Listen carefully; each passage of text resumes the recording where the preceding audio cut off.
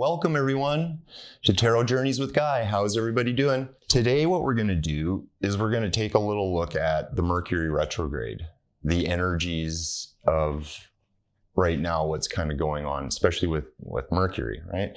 Now I'm not going to get too in depth with where it is and the placement and the transits and the aspects to all the different planets and this and that. What we're going to do is we're just going to kind of access intuitively the energies that we're moving through right now. Mercury is kind of an interesting planet. It is an inner planet and closest to the sun. Okay. And so from our perception, from our view on Earth, Mercury will appear to move backwards. It will sit still, move backwards, sit still again, and then move forward again. But that's an apparent motion.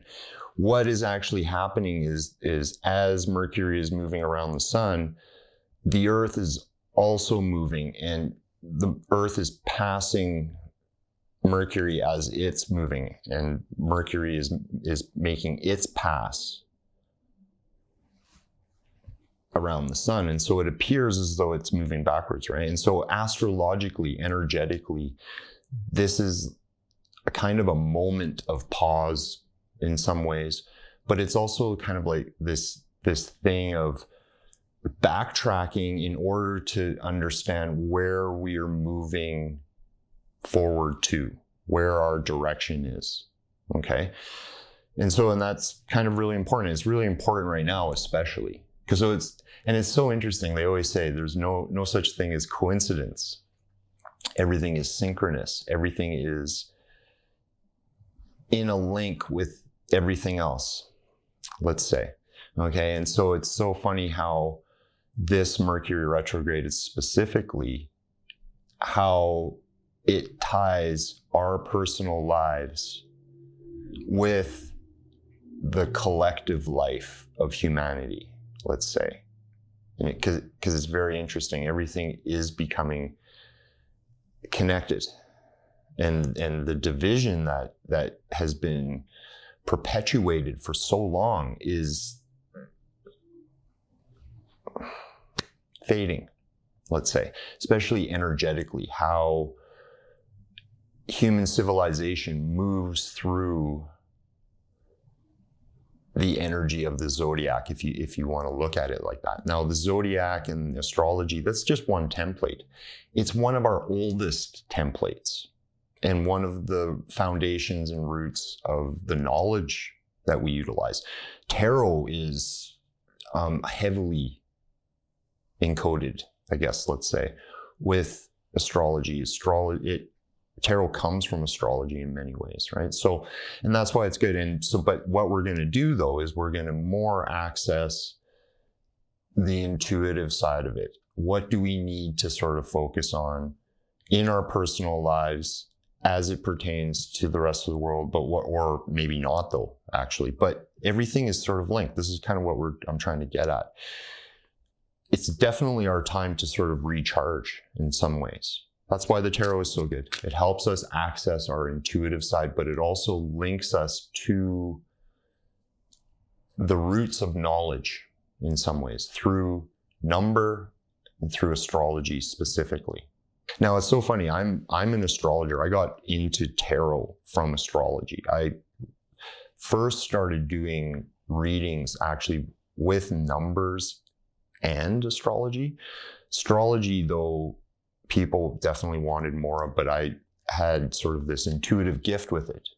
And that led me to the tarot years after for a lot of different reasons, but I understand it now. Now it's so funny. I don't really follow astrology so much. I do in the sense of like major aspects, but I'm more concerned with how am I perceiving energy? And so, and part of the lesson of astrology is this transcendence of our own natal chart, our birth chart, the planets and the signs and the position and the aspects of all when we were born. And so we start to move away from the need to always sort of being tied to astrology. So like I was one of these people, I would follow the aspects a lot, but I was studying it as well. And I don't have any problem with that at all. I think that's part of it, but everybody has a path. So the Mercury retrograde started on the 23rd of August and will end on the 14th of September. Now that it happens pretty much 3-4 times a year for 3 weeks, every time. And it gives us this period, right? So we're already in this window, but we have a couple more weeks to go with it, right? So, and that's one thing that we're going to sort of look at, right? And that's kind of why we're doing the reading, right? So what we're going to do is we're going to ask for some guidance around what do we need to sort of pay attention to? What are the energies presenting to us? And how does it pertain to our personal life and to the world, right? And so I want people at home to sort of focus your intention while I'm mixing the cards here. And while we're laying out the cards and seeking guidance on how to navigate this particular Mercury retrograde. For people at home that want to know the spread that I'm using, because this is a very common comment that I get, and I used to get this all the time too when I was doing personal readings, right? Because people want to know. So in this part of it, this part of the spread, which it can be used as a spread on its own, which a lot of readers do, and that's just kind of a classic layout, right? But the way I look at it is past, present, future. This is the spiritual direction, the card on the top, and this is the material foundation.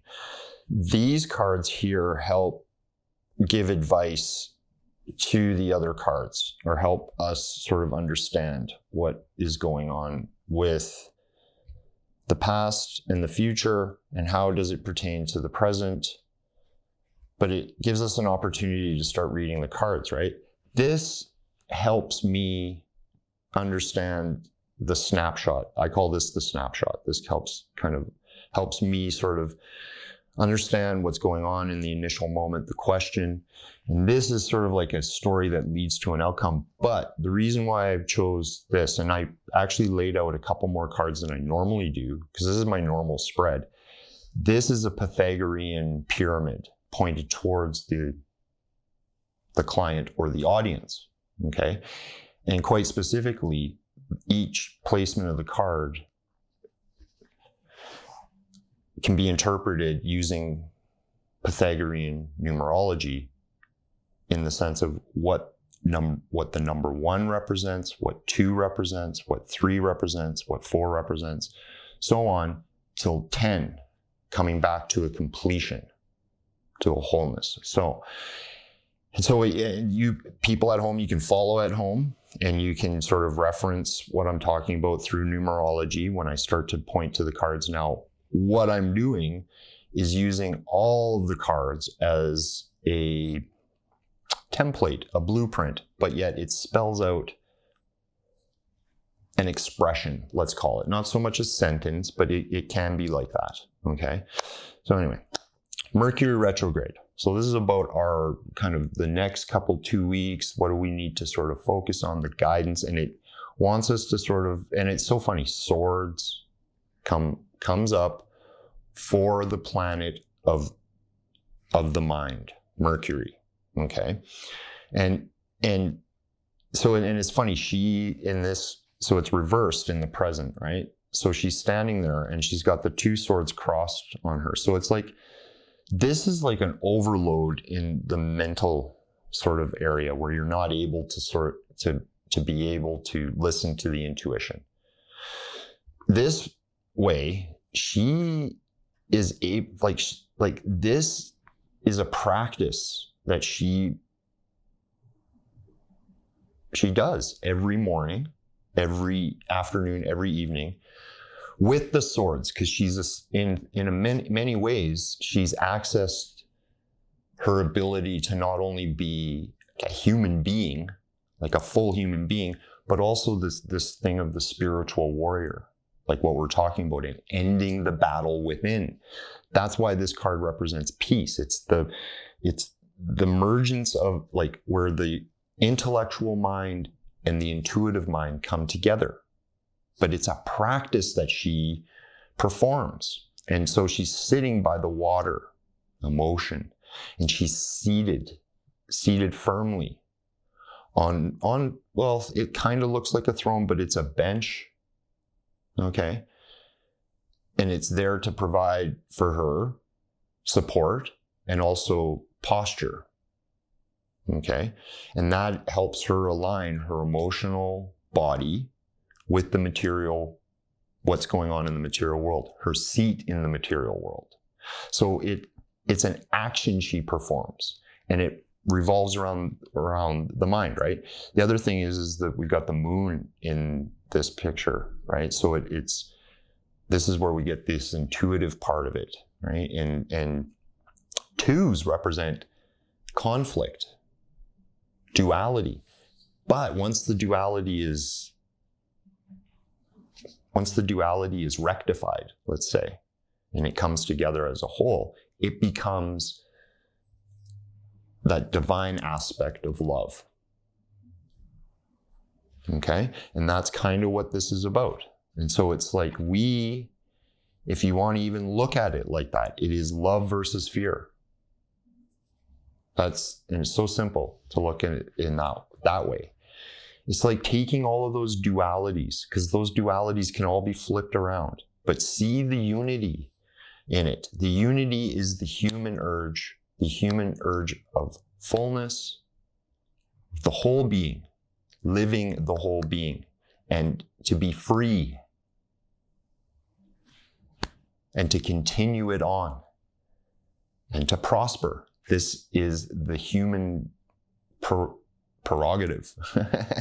And this is what we're accessing, right? So it's funny, the moon sits above as well. So in order to sort of offset everything that's being thrown at us, we need to have a daily practice, a meditation, a way of getting out of the fog, out of the bombardment of our day-to-day lives. And I'm not talking about, it just being on the internet and things like this and what's going on in the world. I'm talking about our everyday lives, like going to work and because this is where we're being bombarded. This is part of it, right? Going out into the world, dealing with people, like little stuff, big stuff, all of it.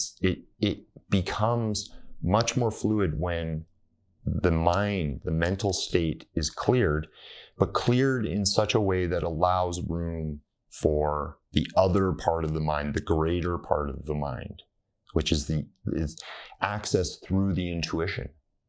So this is part of the awakening. This is part of what's taking place. So much energy, so much stuff being thrown at us right now. That's such a huge part of it. But also there's a spiritual direction here. There's a spiritual need to release, right? So that's another part of the Mercury retrograde, is this opportunity to release the past, to release what doesn't serve us, to release the pain of the past, right? So, and that, it's especially for busy people, Mercury retrograde can really work, right? It also is a time to sort of check where our connections lie and what is part of being attached and part of being connected, right? This is a big part of it. But yeah, there is this spiritual vibe, the spiritual energy that is moving through humanity right now to release this past way of being in the sense of our energy, because we're leveling up as a civilization, as we have this opportunity to. And many of us individually feel it, we're experiencing it. Okay, and so many of the belief systems have been messed with, and like some of the particulars within ideas, beliefs, notions that we had no longer serve us. And some of the things that people really, really want to believe, that's kind of part of it. It's really sort of recognizing what is truth. This only comes from a situation where an individual is in this state of alignment, not in this state of conflict and emotional overwhelm, is kind of how I think of that card. Yeah, and that's kind of the thing, and that's what we got to talk about. That's the message that we got to give each other when we go out into our worlds and we connect with our buds or online or whatever, and our friends and our family that we connect with. It's more about like, be focused on the people that you are connected with and that you feel that connection with, and that you can talk about these things. This is a great time to kind of go over, right? Talk it out if it needs to be talked out. So part of this release is so that we are no longer like stuck energetically, like jammed in. Because that is what's creating this control grid, this system, is all of the billions of people on the planet that are resonating with this thing in their consciousness, right? And that's what we're weeding out. And part of it is this energetic block that many of us feel. We feel it in the world. When we look in the world, we see it. It's being enacted, right? But this is our opportunity to release parts of it, and just kind of get more into our flow, our energetic direction, that flow of life that we feel when things kind of click. That's what we're looking for. And hey, don't get upset if it's not there. If you're getting upset because it's not there, chances are you're moving towards it. Because you gotta, like, if you weren't aware of it, you wouldn't even be upset about it. But it's more about it's continuing the process because it's already begun. That's the strange thing, is when people start to wake up just to these kind of notions and these ideas that, and the actuality of them, they have a hard time seeing, like, is this actually happening? And they realize afterwards, like, holy cow, this has been going on for quite a while. Now I recognize it. Many of us are getting to those points where we're like, holy cow, right? And more of them to come. But it's more about clearing out the energy that's blocking us, I guess, is really what this is talking about. And it starts with the mind. It starts with our thinking, right? Like here, I'll use me as a good example. I'm a sort of a collector. I mean, you can see I'm an avid reader. This is one of the things. I've collected a lot of books. It's my library. I've utilized it a lot. I've used it for a lot of writing and projects and things, and like what we're doing now, this kind of thing. But this is over 30 years, and that collection grows, right? And so it becomes almost unmanageable. And it's the same thing. Like I've collected a lot of equipment and a lot of things in my house and art supplies and stuff to build things with and blah, blah, blah. It just becomes, over a long period of time, it just becomes this overwhelming, insurmountable obstacle to deal with, because you have to deal with it. Yeah, it's like direction. A lot of us are kind of feeling this like, even, and I mean, even if, doesn't matter what phase in life, it's like this feeling of a direction change. Okay. And that's pretty good. It's something that we need to sort of take on. The universe has its best, like, it loves us, right? That's all we got to do, is just sort of love it back in return. Okay. And it starts to show us where and what. I mean, yes, things have to be challenging. Yes. But in many ways, we're always being shown the right place, people, situation, whatever it is that's going to help, right? And it's so funny, like what sits right smack dab in the middle of this card here is the devil, right? So it's like our self-imposed imprisonment that we've put ourselves into. So it's like, look at this situation in the world. Doesn't matter what your particular life situation is, but look at it in such a way whereas all of us on the planet are manifesting this through our unconscious, through that greater part of us, because we're not aware of it, because of this ensnarement. We are imprisoning ourselves. Anything that is outside of us in this world is an expression of what's going on within us. Okay, and so that's a huge part of it. Their whole operation is so that we are chained to the material world. That's what they want. Many of us are already free, we just don't even know it. But the lesson of the devil is, how do we free ourselves? Right? It puts us into such a position where we have to free ourselves. But it shows us what the true nature of the shadow, of the adversary, of the dark side is. Primarily, from a spiritual standpoint, it resides from within us first. What is primarily within us? Source. The divine light is within us. Funny, and right in the center. So, and we got to remember, like, the whole mythology around the devil was that it was once an angel, right? And it's kind of that kind of idea, right? In order for us to pick ourselves up after falling, we must recognize this circumstance. We must recognize the denial, the division, right? And that's, and that's a big part of it. Like in releasing that energy, it first starts in the mind. This is always what it wants us to do. Some people are really going through relationship stuff. I mean, this is like what I'm talking about, the release period, right? Your opportunity to work through things, especially if you are in a partnership and it's, and like it's just, and maybe it's time to move apart. I'm not sure.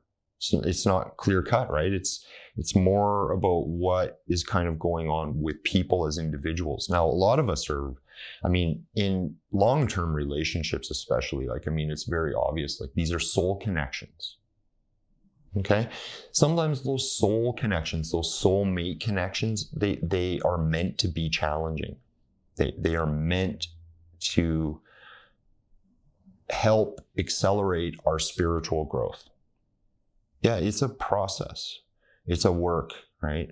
I don't think that relationships are necessarily meant to be just work, right? But the relationship with self is what we need to work on, not necessarily the relationship with another. Work first from the point of view of relationship with self. And then things sort of accelerates. Things start to kind of become helped out, right? Part of the avenue out of sort of feeling sort of entrapped, especially like what's going on in the world or our life situation or whatever, is like, ask yourself in the moment, what do I need? But first you have to clear the mind. You have to be able to still the mind enough to go, okay, still, I'm going to ask my true self, what do I need? And it's the first thing that pops up. And you move with it. You move with the energy. Don't question it right now. Just go for it, right? That's what's going to help bring the balance that you're looking for, or the balance that we require, right? Because that's how I'm going to read the Justice card right now. It's more the achieving of balance. But see, in order to have the balance, we got to be honest with ourselves. We do have to sort of understand where we've been wrong and where we've been right? This kind of justice also kind of gets us into talking about the difference between judgment and discernment, and actually being able to discern within the heart what is and what isn't, not by the mind. But that's part of the balance, right? And sort of achieving a clear direction. This is how a clear direction is achieved. And sort of movement helps. Movement helps when you're feeling stuck, right? And so that, and we're being sort of directed towards the people that we need to work with and the people that we need to be around. So this is very, very key. And that's what the Three of Pentacles talks about. Getting us sort of connected with the right people in the right place. Okay, let's do one more little spread. I think that's pretty clear though, right? It's really about clearing the mind and getting us sort of unified within ourselves and within the world. Explain. Okay, so interestingly enough, Three of Wands comes up. This definitely talks about like continuing what you have already built, continuing with the planning, regardless of what's being thrown at us. We have to kind of continue on with our lives. I can't express that more. Like, this is so important. Things are building, right? But we have to kind of be more in the position of some of the things that are going to bring us joy and bring us that sense of contentment and well-being have to first come from us striking that chord of independence within ourselves. And so that we can work with the structure of the world and find what is there to help us. What can we be interdependent with? And what isn't there? What is there to sort of ensnare us? Because that's a big part of it. And just getting down with the bare facts of the world. It's really key. So like, man, if you're overwhelmed with what's going on with all this crazy stuff and what's going on in the world, get down, drop it. Have a time out. Get down with just the simple stuff in your world. Focus on the things that you want to improve or that give you that joy. But just get into the simple things. And realize that gossip and negativity that's shifted, but like online and this kind of thing, it is a toxin. It is a mind virus that we're releasing. And so that the only way to sort of navigate it is to clear the mind and to continually do so. And I always, man, the King of Pentacles really kind of, for me, is like this connection with the earth. It really is this sort of seeking first groundedness and that energetic flow with the earth before you conduct any kind of matter, right? But the guidance, like many of us have been relying on experts and so-called people for decades that are just not truthful, not there. And I'm not talking about people in this, I'm talking about more in the mainstream. And what we're releasing is like the need to go towards the false prophet, the false teacher, the false expert, the false leader, which is what the King of Pentacles can represent, right? It's like being thrown off. Being disconnected from the earth is also a part of it. So it's like, drop the internet, go out and try to connect with the earth. If you can't, you can visualize yourself as a tree, connected to the earth, or standing on the earth and connected to the center of the earth, and breathe everything into it and breathe up and breathe back into the center. Okay, I hope everybody liked that. That was awesome. I hope you kind of take a little bit of that, go and research a little bit more yourself and look into it and keep going and give yourself that time out a little bit. That's really what's needed. So I hope everybody has a wonderful day or evening wherever you are. And please take care. Hit the subscribe, like, share, comment, and be well. Take care. Hope to see you on the next one. Bye-bye.